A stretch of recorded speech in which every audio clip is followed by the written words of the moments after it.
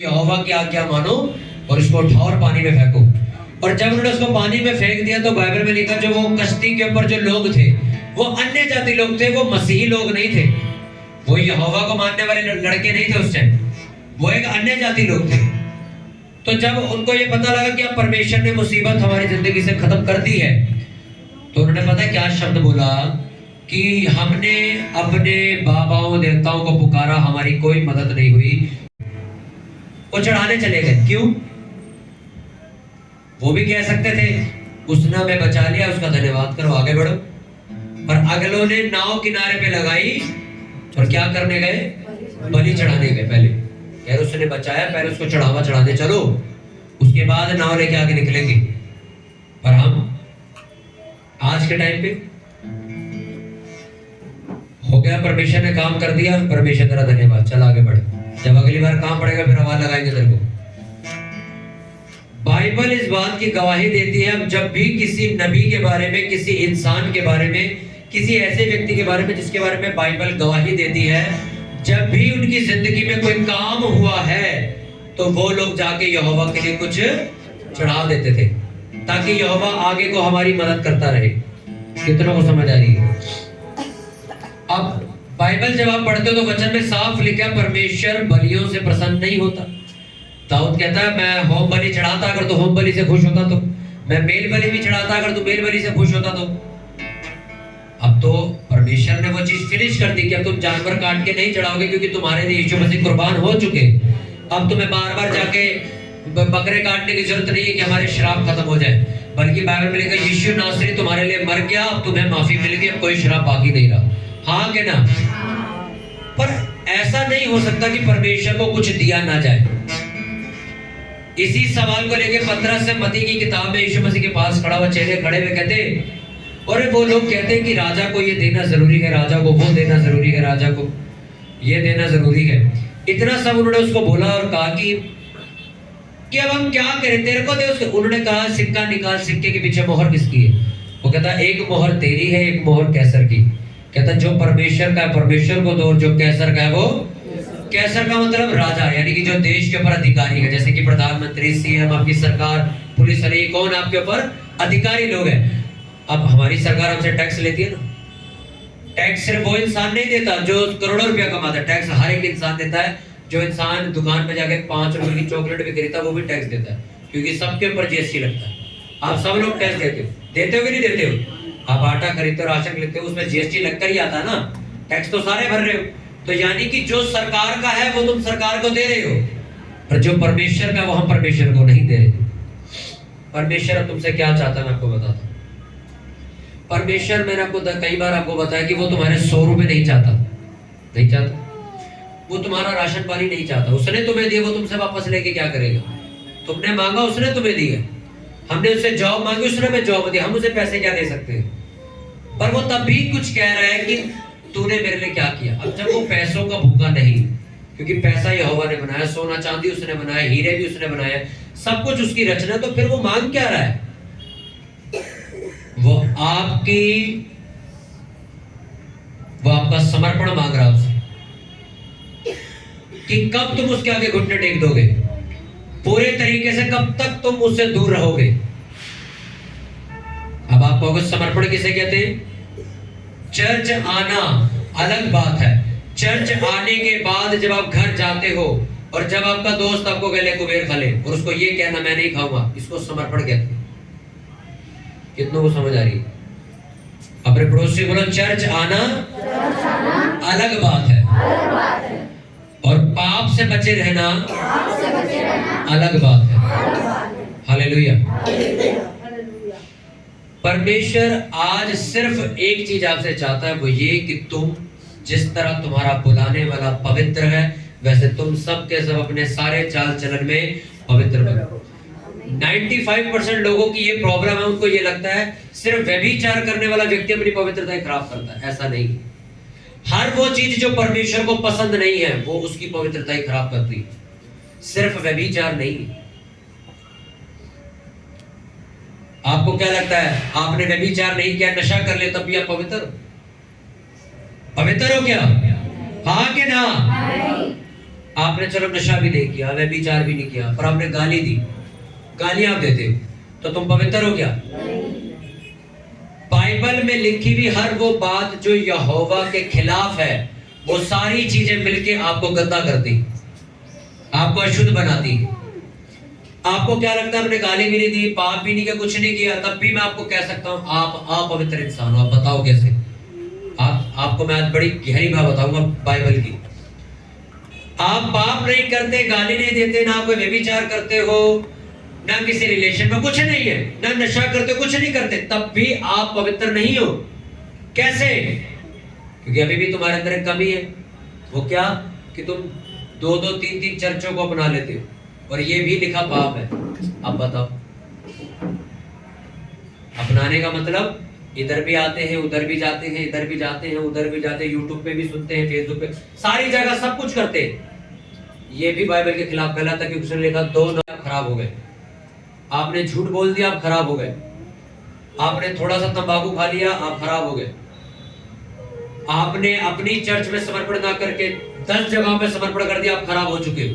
अब आपको बड़ा पाप करने की जरूरत नहीं है, क्योंकि आपकी मेंटालिटी के अंदर ये डाला गया है कि कोई बड़ा पाप ऐसा आएगा जो मुझे खराब कर सकता है, अदरवाइज तो छोटे मोटे मिट्टी के धूले, इनसे क्या फर्क पड़ता है। बाइबल में लिखा सिद्ध बन। सिद्ध बनने का मतलब ये नहीं है तो हत्या करनी बंद कर दे। आपको क्या लगता है एक आदमी जो मर्डर करता है या जो जेल में बंद है, उससे कोई पूछे पुण्य का 365 दिन कत्ल किए, 365 दिन कत्ल किए, सुबह उठा नाश्ता की मम्मी मैं आज कत्ल करने जा रहा हूँ किसी का, ऐसे निकलता होगा वो घर से? कि सुबह उठे उसका काम ही यही है, ब्रेकफास्ट किया, चाय वाय पी, चाकू जेब में रखा, जो मिला चल खत्म कहानी। फिर जिंदगी में एक बार किसी का कत्ल कर दिया, इसलिए बंद है। एक बार ही तो किया, हाँ एक बार ही तो किया है, तो परमेश्वर सिद्ध बनने के लिए किसको कह रहा है? गलती तो एक ही बार हुई है उससे। मतलब परमेश्वर का ये है सिद्धता का, जो छोटी छोटी कमियां जो तुम रोज करते हो। रोज झूठ निकल गया मुंह से, 4 दिन कुबेर नहीं खाया, 5वें दिन खा लिया थोड़ा सा, ये नहीं। महीना भर सिगरेट हाथ नहीं लगाई, क्रिसमस था बिजी थे, जनवरी या फिर सिगरेट पीनी शुरू कर दी। छोटी छोटी कमियां, वो चीजें जो शायद आप नजरअंदाज कर देते हो रोज। ये बेहोश आदमी को उठाओ। हालेलुया। कितनों को मेरी बात समझ आ रही है? आपकी वो चीजें जिस पे आप कभी कंसंट्रेट नहीं करते, कभी आप उसको ध्यान से नहीं देखते कि यार ये मेरी जिंदगी की एक कमी। हालेलुया। मैं चाहूंगा आप लोग ये वचन निकालो, मत्ती 15 उसका 15वां वचन हम निकालेंगे। नया नियम पहली किताब मत्ती उसका 15वां चैप्टर और 15th वर्स हम सब जन पढ़ेंगे। पेज नंबर बताओ भाई। 25 number, page number 25, chapter 15 verse 15।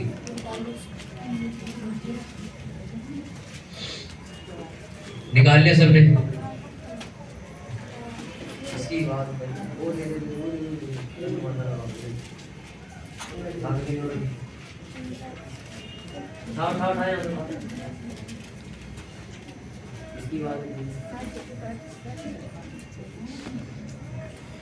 मत्ती 15 उसका 15वां वचन हम पढ़ेंगे सभी जन।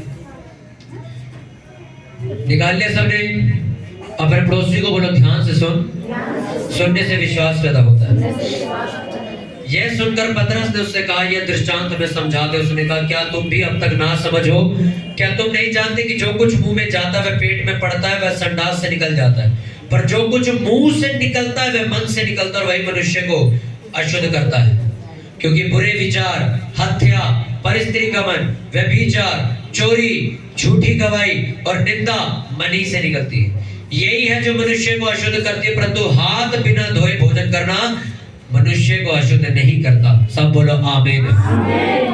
मेरे साथ दोबारा रिपीट करेंगे। क्योंकि बुरे विचार, हत्या, परस्त्रीगमन, व्यभिचार, चोरी, झूठी गवाही अशुद्ध करती है, परंतु हाथ बिना धोए भोजन करना मनुष्य को अशुद्ध नहीं करता। हालेलुया। अपने पड़ोसी को बोलो ध्यान से सुन, सुनने से विश्वास पैदा होता है। अपनी बाइबल को बंद कर दो, अंडरलाइन करके इसको। ये वचन एक ऐसा वचन है जिसको पढ़ने के बाद आपको ये बात क्लियर, आपको पता कि अगर ये वचन आपको समझ आ जाए, कोई दुनिया का महारत आपको पागल नहीं बना सकता। हालेलुया। सब मेरी ओर ध्यान से देखो, अपने पड़ोस से बोलो ध्यान से सुन। सुनने से विश्वास पैदा होता है। हमारे ऑफिस में एक सीनियर सर है, वो बड़ा ज्ञान देता है लोगों को। मैं बता रहा था घर में सबको, हर एक इंसान को ज्ञान देता, हर एक इंसान को ज्ञान, इसका वो उसका ये, पुराने टाइम में ऐसा होता था वैसा होता था, ये था, लोग ऐसे थे वैसे थे। तो कभी भी दूसरे लोग कहते हैं यश भाई कि आप यार कभी इससे बात नहीं करते, आप भी तो यार बड़ी अच्छी बातें बताते हो। तो मैं कहा इतना टाइम नहीं मेरे पास, क्योंकि हमें पता है हम लोग कौन है, हमें अपने आप को साबित करने की जरूरत नहीं है, हमें पता हम कौन है। एक दिन बैठे कल परसों की बात, तो कहते कि कोई यश भाई यार कोई बात छेड़ो यार, कोई तर्क वितर्क करेंगे धर्म के ऊपर। मैं अच्छा, मैं कहा चलो छेड़ो फिर बात। उसने सारी ये वो है, तुम्हें पता है ऐसा, तुम्हें पता है वैसा, तुम्हें ये वो मुझे ये सुनाने की कोशिश कर रहा था कि तुमने यीशु मसीह को मान के गलती करी, वो मुझे ये समझाने की कोशिश कर रहा था। मैंने कहा मैं एक सवाल पूछूं आपसे, कहते हाँ इसलिए तो बिठाया। मैंने कहा पृथ्वी को, इस स्वर्ग को, अभी बाकी चीजें छोड़ो, से दो चीजें, पृथ्वी को और ये स्वर्ग जो आसमान है, इसको बनाने की गारंटी कौन लेता है? कि मैं अपने मुंह से कहता है कि मैंने बनाया ये, मैं इसकी गारंटी लेता हूं। ये कौन से ग्रंथ में लिखा, जा पढ़ के बता। आज 6 दिन हो गए, उन्होंने जवाब नहीं दिया, हो गया सारा ज्ञान फेल। उसके बाद मैंने कहा तू कोई भी ग्रंथ उठा, कहीं भी जा, किसी से भी मिल, कोई भी किताब पढ़, अपने धर्म में जा, कहीं भी जा, तो मुझे बता किस बंदे ने या किस भगवान ने ये गारंटी दी है मैंने पृथ्वी को बनाया है, मैंने आसमान को बनाया। कौन गारंटी लेता अपने सर पे? आदमी कहता ना ये मेरा लड़का, भाई गारंटी लेता हूँ, और जिसका लड़का मेरा लड़का नहीं है, मेरे को क्या पता किसका? जो गारंटी लेता है कि वही असली बाप हुआ ना। अब जो गारंटी लेता है, जाओ उसका नाम बता। मैंने कहा जो लिख रहा है साफ, मैंने पृथ्वी को बनाया है, मैंने मनुष्य को बनाया है, मैंने स्वर्ग बनाया है, कौन गारंटी लेता, जा पढ़ के बता। 6 दिन हो गए, उसमें जवाब नहीं, मेरे सामने से रास्ता काट के निकल जाता। समझ आई इस बात? जब मुझे पता है कि मेरे पास ऐसा सवाल है, मेरे पास ऐसी चीज है जिसका जवाब पूरी दुनिया में नहीं है। तुम जितने संतों की बात करो, जितने गुरुओं की बात करो, जितने बाबाओं की बात करो, सब कुछ हटा दो। चमत्कार बाबा भी करते, भूल जाओ। तुम आज चर्च आए हो, तुम चर्च में बैठे हो, तुम आज रास्ते में तुमसे रोक के पूछ ले यीशु मसीह को क्यों मानते हो, तुम्हारे पे क्या जवाब है? ये वो लंगड़े चलाता है, वो कहेगा ये बाबा ये भी चलाता है। आज आपको कोई रोक ले तो यीशु मसीह के पास क्यों गया भाई, तो यीशु मसीह को क्यों मानता है, तूने बपतिस्मा क्यों लिया? तो तुम ये बोलोगे वो मुर्दे जिंदा करता है। आज भी ऐसे बाबाएं हैं जो मुर्दे जिंदा करते थे, आज भी ऐसे तांत्रिक है जो मरे हुए बंदे जिंदा करते थे। तो तुम क्या करोगे? वो कहेगा जाओ उसके पास चला जा। तुम्हारे पास जवाब होना चाहिए कि मेरा परमेश्वर ही असली और सच्चा और यही परमेश्वर है। और जब मुझे कैसे, तो उसको प्रूफ दो फिर वचनों से। ये लिखा है क्या? ये करा है क्या किसी ने? मैंने तुम्हें कहा अपना प्यार साबित करो परमेश्वर को, कहा कि नहीं कहा मैंने पिछले संडे? यहोवा अब नहीं साबित करेगा, वो कर चुका, उसका लड़का कुर्बान हो चुका है, यीशु मसीह को सलीब पे मरवा चुका है, वो उसने साबित कर दिया कि मैं तुमसे कितना प्यार करता हूं। अब वो बार बार तुम्हारे लिए सलीब पर नहीं चढ़ाएगा किसी को, क्योंकि इंसान को जितना कुछ भी दे दोगे वो प्यार नहीं करना जानता, वो सिर्फ लेना जानता है। मैंने आपको कुछ दिन में समझाया था। हालेलुया, जोर से बोलो हालेलुया। इस वचन में लिखा कोई भी चीज जो तुम्हारे बाहर से अंदर आ रही है तुम्हें गंदा नहीं कर सकती, तुम्हें कोई गंदा नहीं कर सकता। तुम्हें पता है ये बात?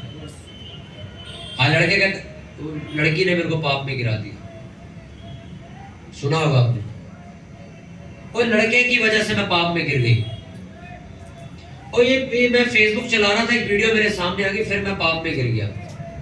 मैं बैठा हुआ था, इन सबने मेरे को बोला यार थोड़ा सा तो पी ले, मैंने फिर पी लिया। इनकी वजह से मैं पाप में गिर गया।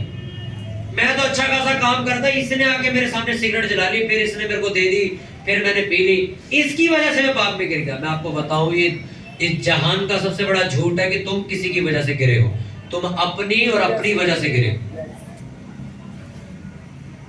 क्योंकि इस दुनिया में किसी की भी इतनी ताकत नहीं है कि कोई आपका हाथ पकड़ के तुमसे सिगरेट पिलवा दे। कर सकता है कोई? तुम्हारा हाथ भी बुद्धि पकड़ने तुम्हारी, तो पिएगा, धुआं छल्ला बना के दिखा, कर सकता है कोई? तुमने उसको मुंह पे लगाया, तुमने अपने हाथों से लगाया ना। जब वो आदमी तुम्हें ऑफर कर रहा था सिगरेट, तुम उसके रख के भी मार सकते थे सिगरेट पकड़ने की बजाय। मैंने इतना कुछ पढ़ने के बाद, इतना सब कुछ देखने के बाद, 5-6 सालों की सेवकाई में समझने के बाद, खुद पाप में गिरने के बाद, उठने के बाद एक चीज समझ आ गई, किसी की गलती नहीं है, तेरी गलती। पूरी बाइबल आप उत्पत्ति से प्रकाशित वाक्य पढ़ो।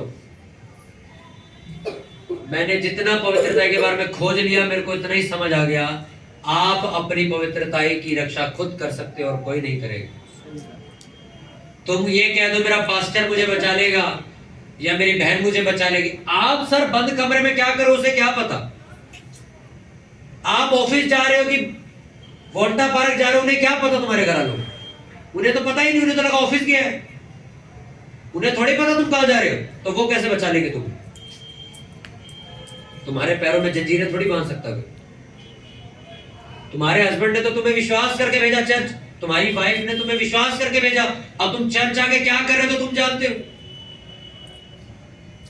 अब यहाँ पे लड़के आए प्रेयर करने, नाइट प्रेयर के लिए, और यहाँ के वो फिल्मी गाने सुन रहे हैं, घर वाले तो सोच रहे प्रेयर पे गया कुछ कर बन के आएगा, यहाँ के देखा तो है बेड़ा गर्क हो रहा सारी चीजों का, सामर्थ्य खराब, ये भी खराब, अनॉइंटिंग भी सब खराब हो रहा है यहाँ पे, तो वो थोड़ी बचा सकते हैं आप। मैं आपको फिर कह रहा हूं, जितने भी ऑनलाइन इस वचन को दोबारा सुनेंगे, ये वहम से बाहर आ जाओ। किसी की वजह से तुम पाप में गिरे, तुम अपनी वजह से गिरे हो। मैं बताता हूं क्यों। बाइबल में लिखा, मैंने तुम्हें परख का आत्मा दी है, सही और अच्छी परख तुम करोगे। चौमिन खाना गलत नहीं, पर तुम्हें ये पता होता है ये कच्ची चौमिन बनाता है, वो बढ़िया बनाता है, तो किसके पास जाओगे? तुम उसके पास जाओगे तो कच्ची बना के दे देता है। तुम्हारा चुनाव है ना ये, मैं किसकी खाऊंगा। चौमिन गलत नहीं है, बनाने वाले गलत है और तुम्हें डिसाइड करने में गलती हो रही। अब एक बंदा सोचो, एक बच्चा जिसने पहली बार चौमिन का नाम सुना, उसको तुम घटिया से घटिया दुकान पे ले जाओ जहां चौमिन सबसे बेकार बनती है, और उसको खिला भी दो, जिंदगी भर वो यही कहेगा कि चौमिन सबसे गंदी चीज है दुनिया की। क्यों? क्योंकि तुमने उसके सामने ऑप्शन ही नहीं रखा, कोई तुमने ही पाप करवा दिया उससे, तुमने ही गलत खिलवाई उससे। उसी तरह तुम लोग, कोई इस दुनिया का आदमी तुम्हारे घर से तुम्हें ऐसे हाथ पकड़ के उठाएगा और ये नहीं कहेगा चल चर्च चलते, कोई नहीं आएगा। तुम 15 साल घर बैठे रहो, परमेश्वर भी तुम्हें बुलाने नहीं आएगा। पता है तुम्हें ये बात क्या? नहीं पता? तुम उठोगे, तुम चर्च जाओगे, तुम्हें वचन सुनने को मिलेगा, तुम अपनी जिंदगी में फैसले लोगे, परमेश्वर तुम्हें ऊंचा करेगा, इज्जत भी तुम्हारी बढ़ा देगा। इसलिए तो आज जब कोई आगे निकलता तो वो क्या कहता है, भाई खुद ही किया सब कुछ, किसी ने नहीं सिखाया। ये बात सच है। अब जब आज से 2.5 साल पहले मैंने एक वचन पे प्रचार किया था, मुझे आज भी याद है, उसके ऊपर मैं उस वचन में मैंने बताया था कि आपको पवित्र बनना है, और पूरी झांगीरपुरी के पास्टर्स ने पता क्या कहा था, ऐसा कैसे हो सकता है, अगर तुम्हें पवित्र बनना तो परमेश्वर का क्या काम, खुद ही बन जाओ। परमेश्वर पवित्र करता है, हम थोड़ी बन सकते। अरे वो मुझे भी पता, बाइबल में लिखा मैं तेरा पवित्र करने वाला यहोवा हूं, लिखा है वचन, और उसने लिखा पवित्र बन, यानी कि जिस दिन तुम बुलाए गए थे ना, उस दिन तुम्हें धोके उन्होंने पवित्र कर दिया था। अब जब तक तुम जिंदा हो, तुम बना के रखो इस सफाई को। समझाता हूं कैसे। तुम्हारी मम्मी ने सुबह झाड़ू मार दिया, पोछा भी मार दिया, साफ सफाई पूरी कर दी, अब सफाई तो एक बार हो गई, सारा दिन उस घर को गंदा होने से बचाए रखने के लिए मम्मी तुम्हें कहती ना, ओए गीले पैर लेके मत जाइए, ओए ये क्या खाया तूने, साफ खुद करके आ। क्यों? सफाई तो हो चुकी है, पवित्र आपको कर चुका वो, अब इसको बना के रखना तुम्हारा काम। कितनों को समझ आ रही बात? आज तुम यहां से प्रेयर करोगे, अपने पापों की माफी मांगोगे, गुनाह खत्म हो जाएंगे, क्योंकि परमेश्वर ने कहा मैं दया करने वाला परमेश्वर हूं। आज तुम्हें माफ कर, समझ लो आज रात 12 बजे से तुम्हारी नई जिंदगी शुरू, पवित्र तुम हो गए। सुबह उठ के तुम फिर व्यभिचार कर दो तो उसमें हम क्या कर लेंगे? तुमने खराब किया ना अपना घर, हमने तो साफ करके दे दिया आपको। आज आप कह रहे हो मैं ना मैसेज में फंस जाता हूं, मैं वो मैसेज आता था ना, फिर मैं मैसेज में पाप में गिर जाता हूं। अब आप गलती किसकी निकाल रहे हो? फोन की। अरे उसी फोन के जरिए लाखों लोग वचन सुनते हैं कि नहीं? उसी फोन के जरिए तुम लोग घर में बैठ के वर्शिप चलाते हो कि नहीं? इसी फोन को गाली बक रहे हो। सर फोन गलत नहीं है, फोन में अच्छी चीजें भी आती हैं, गंदी चीजें भी आती हैं। तुम बताओ तुम्हें देखना क्या है? कितनों को समझ आ रही है? जब मैं इस चीज पे बड़ी खोज कर रहा था, मैंने आज से 2.5-3 साल पहले प्रेयर करते वक्त मैं फेसबुक देख रहा था अपनी प्रेयर के टाइम पे। 2-2:30 बज रहे, फेसबुक देखते देखते देखते देखते देखते देखते कितने बज गए? 3:30-4 बज गए। और जब 4 बजे जब मेरे को पता लगा यार मैंने तो अपना टाइम वेस्ट कर दिया, ये फेसबुक की वजह से मेरा टाइम वेस्ट हो गया। से 3 साल पहले की बात है, मेरे पास फोटो भी मैं दिखाऊंगा। जब 4 बज गए मेरे को फेसबुक चलाते चलाते और टाइम वेस्ट हो गया, मैं प्रेयर नहीं कर पाया, मैंने उस फोन को उठाया और सीधा दीवार में दे के मार दिया और अपने हाथों से पकड़ के नया फोन तोड़ दिया। सिर्फ मेरे को 5 महीने हुए थे नया फोन खरीदे और गिफ्ट में मिला था बर्थडे पे, क्रिसमस में किसी ने, मेरी बहन ने दिया था, और नया फोन तोड़ दिया मैंने। नोकिया का 5.1 प्लस तब लॉन्च हुआ था, तब नया फोन खरीदा था, नॉच स्क्रीन वाला, तब नहीं चली थी 3 साल पहले, और मैंने उसको रख के मारा और पूरा चूरा कर दिया। मेरे पास फोटो में दिखाऊंगा। उस फोन को तोड़ने के बाद क्या हुआ मैं आपको बता। 10 दिन तक मैं बड़ा खुश, फोन तोड़ दिया, अब तो आजाद हो गए फेसबुक से। 12वां दिन बीते, 13वां दिन जो था मैं पापा के फोन में फेसबुक चलाने लगी। जब 13वें दिन आया, जब 10-15 दिन निकलने के बाद अब फोन है नहीं, अब चेक तो करना ही है पेज पे क्या चल रहा है, पोस्ट क्या डल रही है, पापा की फेसबुक चलाने लग गया। तो जब चलाते चलाते एक हफ्ता हो गया, मैंने कहा फायदा क्या हुआ फोन तोड़ देगा। समझो इस बात को। फेसबुक तो फिर चलाने लग गए हम, कंप्यूटर में चला ली, ऑफिस गए, फिर ट्यूशन में पढ़ते तब चला ली। मैं फायदा क्या हुआ फिर फोन तोड़ देगा इतना महंगा। फेसबुक तो अभी भी चला रहे हम। और उस दिन से लेके आज तक इस चीज को मैं समझता रहा। फोन दोबारा खरीदना पड़ा, भैया जॉब पे जाओगे फोन चाहिए आपको, काम कैसे करोगे? फोन दोबारा आ गया हाथ में, अब क्या करें? फिर तोड़ोगे। उस दिन मुझे एक बात समझ आई, ये फोन और लैपटॉप का खेल नहीं है, ये तुम्हारा मन है जो तुम्हें पाप करवा रहा है। इसको तोड़ना तो आप कितने टीवी तोड़ दोगे, कितने मोबाइल फोन तोड़ दोगे, कितने लैपटॉप तोड़ोगे? मुझे बताओ कितने तोड़ दोगे? ऐसे ऐसे मैं लोगों से आपको मिलवाऊंगा, ना उनके पास फोन है, ना उनके पास लैपटॉप है, ना उनके घरों में टीवी है, तब भी वो अपनी गांव की लड़की के साथ व्यभिचार में। अब बताओ किसकी गलती? फोन की गलती है, वहां तो फोन ही नहीं है, बिजली कभी कभी आती है। अब बताओ वो लोग नशा कहां से खरीद लें? यहाँ ये रही फोटो, ये फोन देख रहे हो? दिख रहा है किसी को? दिखेगा नहीं शायद, मैं ग्रुप में भेजूंगा आपको, देखना। ये फोन जब हमने तोड़ा था ना, इसके 15 दिन बाद हमने दोबारा नया फोन खरीद लिया। फायदा कुछ नहीं है इसको तोड़ने के बाद। जो चीज मैं समझाना चाहता हूं उसको समझो। इसमें लिखा ये वचन आज आपको मैं ढंग से समझाता हूं। जो चीजें बाहर से हैं वो तुम्हें गंदा नहीं कर सकती, तुम्हारे अंदर से जो निकलेगा वो तुम्हें गंदा करेगा। फोन आपको व्यभिचार में नहीं डाल सकता, मैं साफ कह रहा हूं। मैंने जिया इस जिंदगी को, मैंने सीखा इस जिंदगी। कोई लैपटॉप, कोई टीवी, कोई दोस्त आपको व्यभिचार में नहीं डाल सकता जब तक तुम उसको आज्ञा ना दो। हाँ तुम ये कर सकते हो कि हाँ चलो थोड़े दिन मैं प्रेयर में रहूंगा तो फोन रख दिया, प्रेयर में हूं, मैं फास्टिंग में चल रहा हूं, लैपटॉप नहीं चलाऊंगा, टीवी में नहीं देखूंगा ज्यादा कुछ, मैं सिर्फ वचन ही सुनूंगा हर जगह। ये एक अलग मैटर है। क्या यार इतना फालतू की चीज मैं नहीं देखूं, मुझे थोड़ा सामर्थ्य बढ़ना है, मुझे परमेश्वर की आवाज सुननी है, ये अलग चीज हो गई।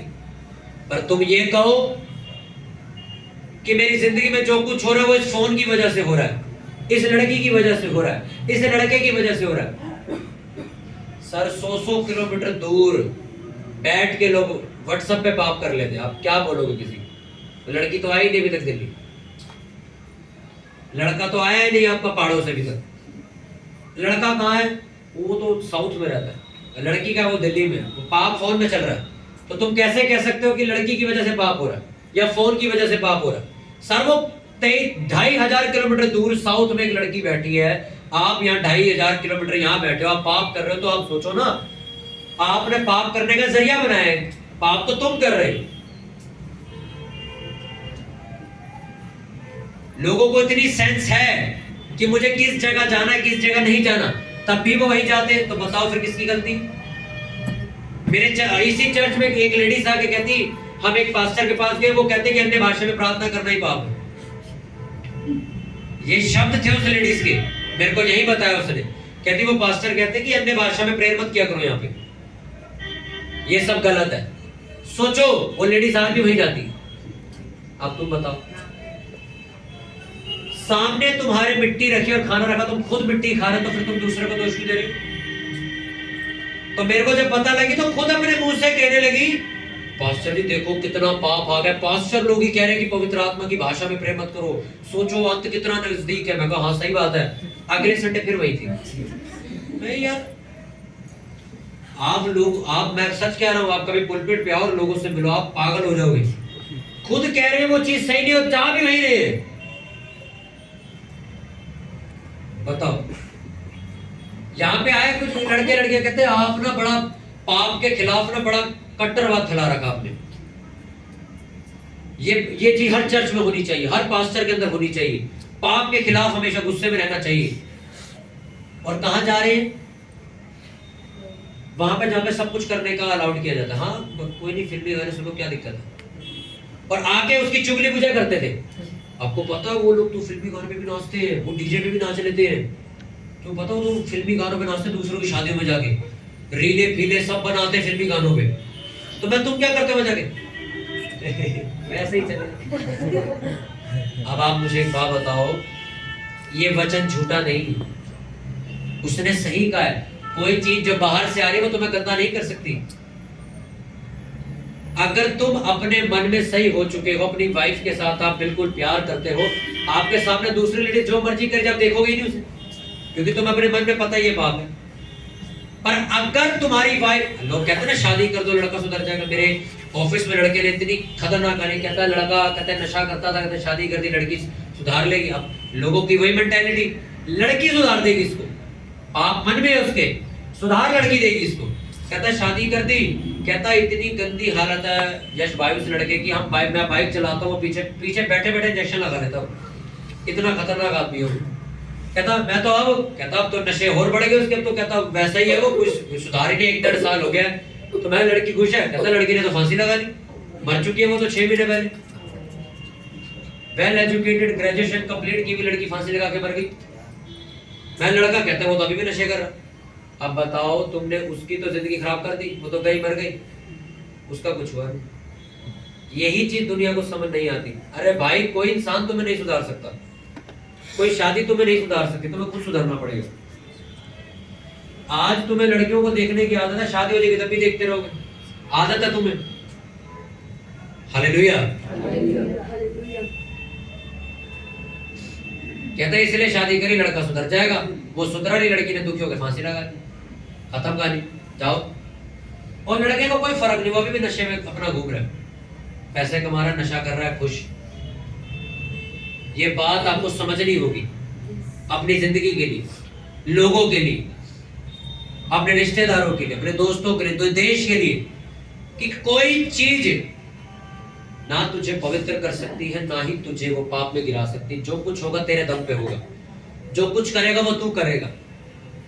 अब तू क्या करेगा, इसको बदलने के लिए तुझे सारे काम करने पड़ेंगे, चाहे फोन छोड़ना पड़े, चाहे संगति बदलनी पड़े।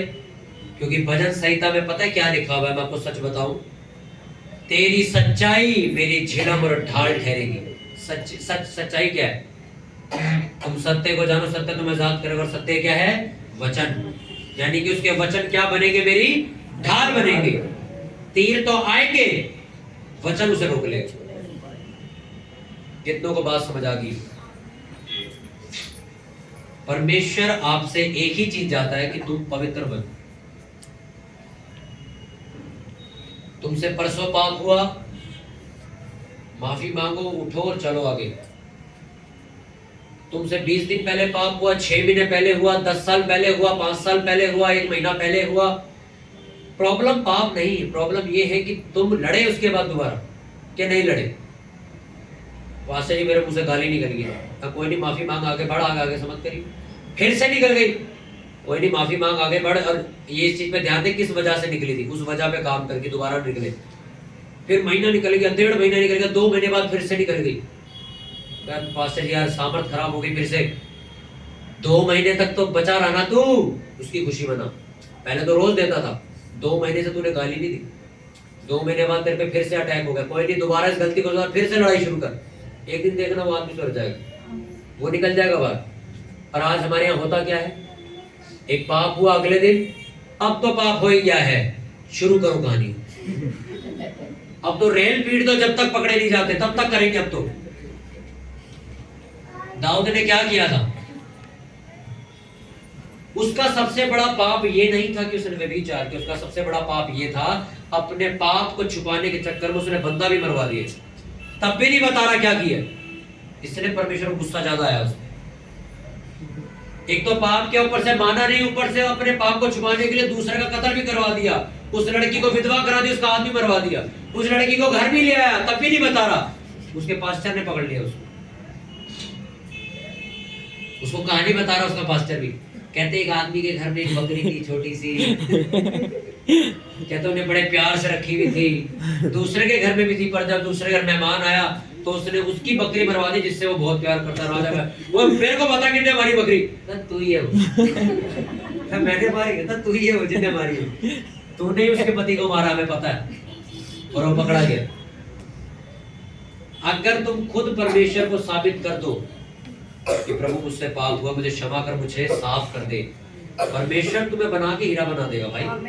पर अगर तुम नहीं बताओगे तो फिर वो करेगा तो काम हीरे वाला ही, पर उल्टे तरीके से। वो कोयले की खान में जाके खोद के हीरा निकालेगा और सबके सामने ले आएगा।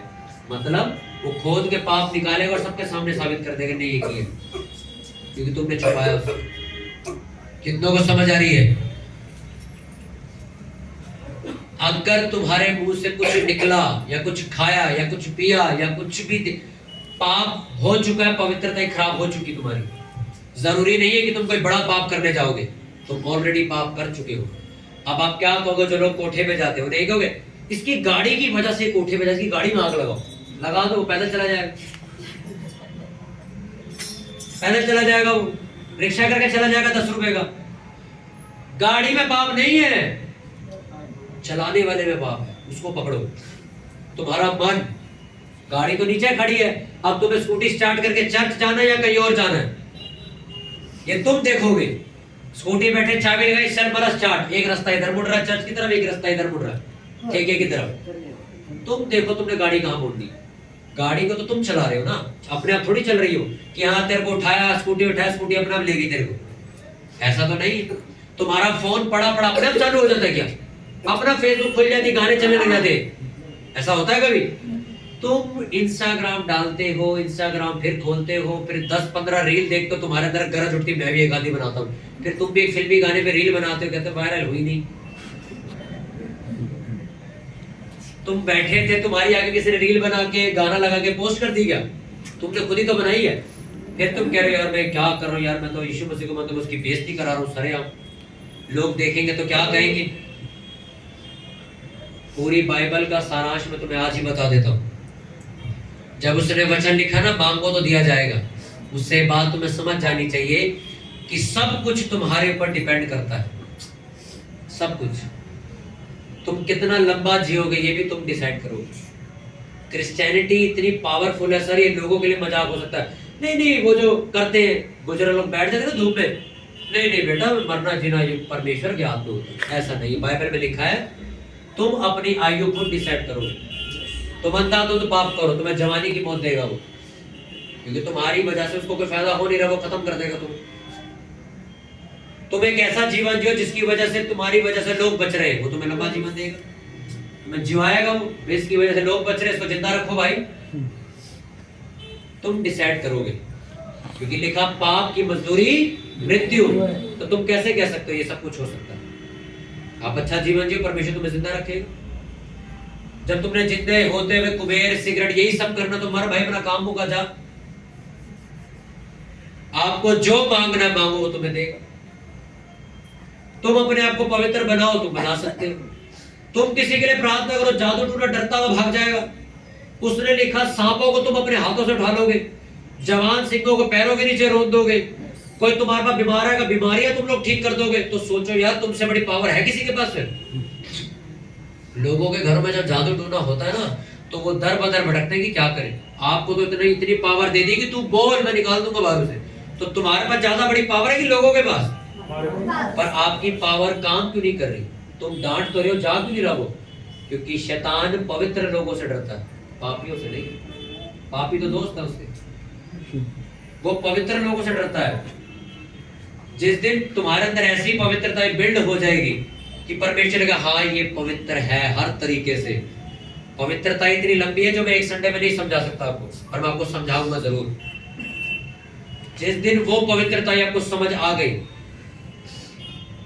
उस दिन तुम किसी के घर जाओगे काम हो जाएगा। क्योंकि शैतान समझ जाएगा इसके अंदर क्या क्या कहता है वो। अबे तुम लोग कौन हो जो हमें निकालने आए हो? हम यीशु मसीह को तो जानते हैं, पौलुस को भी जानते हैं, तुम कौन हो?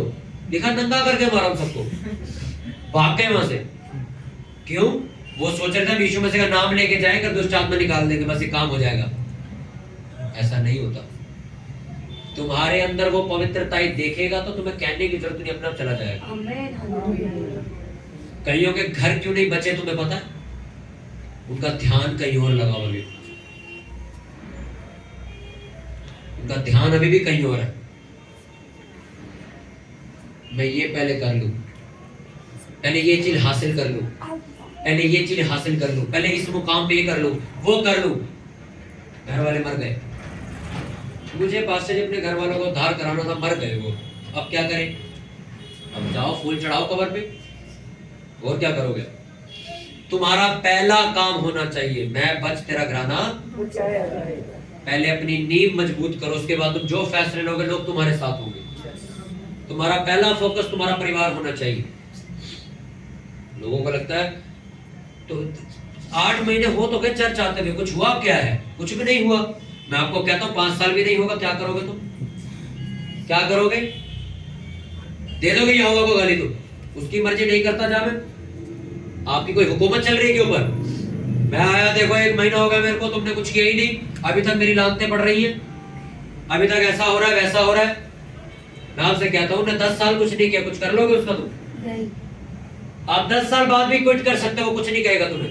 10 साल हो गए चर्चा में, कुछ नहीं बदला, मैं तो चली तो जा। और आप यही सोच सोच के परेशान होते रहोगे, यार ये कैसा परमेश्वर बोलता क्यों नहीं?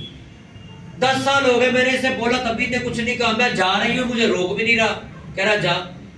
क्योंकि ये बात आपको समझनी होगी। तुम परमेश्वर के पास बैठे हो, किसी मिनिस्टर के पास नहीं कि तुम उसको 1 लाख रुपए दोगे रिश्वत और वो काम कर देगा। या तुम अपने किसी हस्बैंड या वाइफ के पास नहीं बैठे हो, तुम बुरा मान जाओगे तो वो मनाने आएगा। तुम परमेश्वर के पास बैठे हो, तुम बुरा मानो चाहे मत मानो, तुम्हें कुछ मिले चाहे ना मिले, उसको कोई फर्क नहीं पड़ता तुमसे। समझ गए मेरी बात? अब तुम कहोगे यार परमेश्वर को हमसे जब कोई फर्क ही नहीं पड़ता तो हम उसके वचनों पे क्यों चले, उसके पीछे क्यों चले? हम तो पाप में ठीक है, फिर वो सजा दे देगा। कहोगे यार वैसे कहता मतलब नहीं है, पाप की सजा दे देता है। समझ रहे हो मेरी बात? यही तो जवाब हुआ ना। मैं अच्छा जीवन जी रहा हूं, ये कुछ देता नहीं, पाप कर तो सजा दे देता है। ये क्या बात हुई? दोनों का फल दो ना, तो हम पाप में जाएंगे नहीं दूंगा अच्छे काम का फल। तू पाप कर, मैं तेरी देख रेल बना दूंगा। अच्छे काम का देगा नहीं दूंगा, तो तुम क्या कर लोगे उसके लिए? अरे वो जानबूझ के देखना चाहता, कब तक सड़ते हो तुम? जिस दिन तुम सड़ बुझ के ये कह दोगे ना परमेश्वर जो करना है कर, अब हमें कुछ नहीं पता, मेरा कर्जा उतरता ना उतरे, तेरे को हमने छोड़ना नहीं, उस दिन कहेगा अब भेजो इसके पास, अब इसको दो जो ये मांग रहा। समझ गए मेरी बात? जो तब तक इंतजार करता रहेगा तुम्हारा। एक पास्टर चीख चीख के जितनी मर्जी प्रेयर कर ले, प्रभु मेरे को बड़ा पास्टर बना दे, मेरे को बड़ी चर्च दे दे, नहीं देता जा। कर प्रेयर कब तक कर लेगा? कुछ पास्टर उठते हैं नाइट प्रेयर करते हैं, 15 दिन 21 दिन नाइट प्रेयर करते हैं, उसके बाद अरे चर्च बढ़ जाएगी, अरे ये हो जाएगा, हम बहुत बड़ी गैदरिंग कर लेंगे, लोग बचा लेंगे, मीटिंगें करेंगे। जा नहीं देता जा। 21 दिन प्रे करने के बाद क्या मांग रहा था? गैदरिंग, ले 10 बंदे और बैठा दिए मैंने, ले। तो मांग ज्यादा रहे थे, 90 100 हो जाए, 90 के 80 कर दिए उन्होंने। अब कर क्या करेगा? करेगा प्रेयर अभी भी? हाँ करूंगा, कर ले। 80 के 70 कर देगा, अभी भी करेगा प्रेयर? हाँ अभी भी करूंगा प्रेयर। 70 के 60 कर देगा वो, अभी भी करेगा? हाँ करूंगा। इसको 60 के अब 140 लोग वापस करो। क्यों? उसके काम करने का तरीका उत्पत्ति से लेके आज तक ऐसा ही है। उत्पत्ति से आज तक वो ऐसा ही काम कर रहा है। अब्राहम ने ऐसा कौन सा पाप किया था भाई जिसको 100 साल लगा दिए उसने? उन्हें कोई कत्ल किए थे क्या? लड़कियां छेड़ता था बैठ के तंबू के बाहर, कुछ भी नहीं करता था, तब भी उसको कहता हाँ दूंगा, करता रहा प्रेयर। लड़का दे दिया, फिर कहता इसको काट के चढ़ा चल। आप उसको तब तक नहीं समझ सकते जब तक आप अपने शरीर में मर नहीं जाते। आप परमेश्वर को कभी नहीं समझ सकते। आप 6 दिन उपवास प्रार्थना करो, 7वें दिन आपकी कहानी और खराब कर देगा और तुम क्या कहोगे, ये क्या किया तूने मेरे साथ? सुलझाने की बजाय और खराब कर दिया। पहले चर्च नहीं जाते थे तो पापा कम लड़ते थे, अब जान लगे तो और अब तो हाथ ही छोड़ते। ये क्या कहानी खराब कर दी? तुम क्या करोगे? समझदार आदमी कहेगा वचन पढ़ के जब विरोध पड़े तो छुटकारा निकट पहुंच चुका है। समझे मेरी बात? ये वचन लिखा है। जब सताव बढ़ जाए समझ जाओ कुछ बड़ा होने वाला। हालेलुया। आज सुबह जब सो के प्रेयर से उठा तो मैंने बेदारी देखी दिल्ली में। मैंने एक ऐसा सपना देखा कि हर जगह मसीह लोग खड़े हुए और मैं किसी एक बंदे से बात करके ये कह रहा हूं, मैं कहा इतने मसीह लोग कहां से आ गए शहर में? कहता पता नहीं यार, बड़ी बहुत सारे लोग हैं, हर जगह, हर सड़के वड़के हर जगह मसीह भरे हुए। इसका मतलब आप समझते हो परमेश्वर कुछ दिखाना चाहता है कि मैं कुछ करूंगा जल्दी, कुछ करूंगा जल्दी। जिन जगहों को आप देख रहे हो कि हाँ बड़े मसीह लोग हैं, सर 85 साल पहले वहां पे कुछ लोग आए थे। हमारे यहाँ भी आज वो चीजें शुरू हो चुकी हैं। आज लोग जानना शुरू हो गए यीशु मसीह के अलावा कोई परमेश्वर नहीं है। आज लोग चर्च आना शुरू हो चुका है, चर्च के बगैर रहते नहीं है।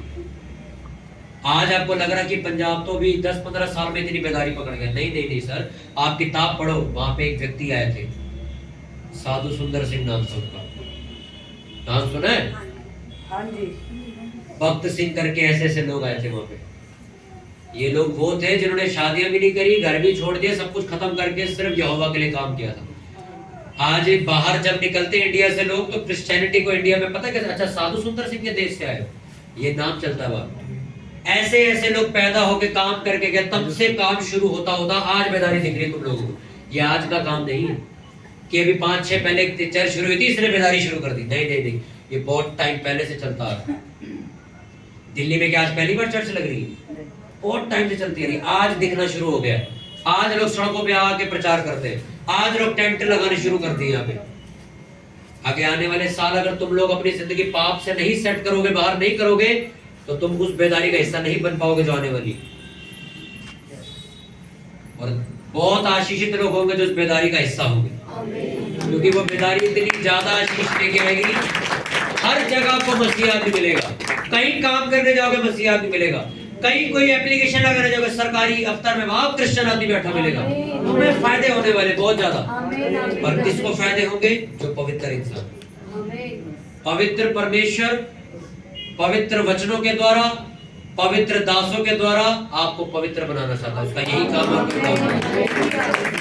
अपने हाथों को उठाओ, बोलो परमेश्वर जिस तरह तू पवित्र है मुझे पवित्र बना, जिस तरह तेरे लोग पवित्र है उसी तरह हमें पवित्र बना। तेरे इस पवित्र वचन के द्वारा खुदावंद मुझे साफ कर। तेरे वचन में लिखा चूफा से धो के मुझे शुद्ध कर तो मैं शुद्ध हो जाऊंगा, मुझे धो तो मैं हिम से भी ज्यादा श्वेत बनूंगा। करो इस वचन के साथ ऊंची आवाज में प्रेयर। सभी जन ऊंची आवाज में प्रार्थना करके खुदावंद मुझे धो, मुझे साफ कर, मुझे पवित्र कर। हर वो पाप जो मेरी जिंदगी में कार्य कर रहा है खुदावंद उस पाप को खत्म कर। मुझे ऐसा हियाव, ऐसा संयम दे कि मेरे प्रभु मैं इन चीजों के ऊपर काबू कर सकूं, क्योंकि बाइबल इस बात को साफ गवाही देती है कि जो चीजें बाहर से आ रही हैं वो मुझे गंदा नहीं कर सकती, जो चीजें अंदर से निकलेंगी वो ही मुझे गंदा करेंगी। परमेश्वर मैं ये तुझसे प्रार्थना करता हूँ कि प्रभु मेरे मन को ऐसा तैयार कर कि मेरे मन से व्यभिचार ना निकले, नशा ना निकले, गालियां ना निकले, क्रोध ना निकले, झूठ ना निकले, चुगली ना निकले, निंदा ना निकले। खुदावंद मुझे बना, मुझे अपने जैसा बना तो बना सकता है, मुझे बना। करो जीवान में प्रार्थना, प्रभु मुझे पवित्र बना। हर उस काम को जो संसारी ख्याल में छोड़ने का वायदा करता और करती कि मैं दोबारा इस प्लेटफॉर्म के ऊपर नहीं जाऊंगी, दोबारा इस एप्लीकेशन को नहीं खोलूंगी, दोबारा इसको मैं यूज नहीं करूंगा। करो जीवान में प्रेयर अपने हाथों को उठा के, प्रभु मुझे पवित्र कर, क्योंकि तू पवित्र लोगों से ही बात करता और पवित्र लोगों को ही ऊंचा करता है। Thank you Lord.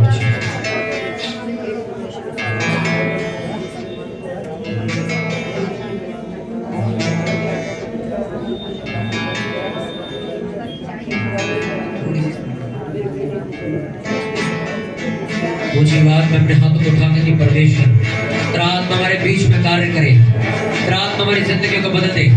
ये पवित्र वचन खुदावंद तेरी जिंदगी में बस जाए, घर कर जाए।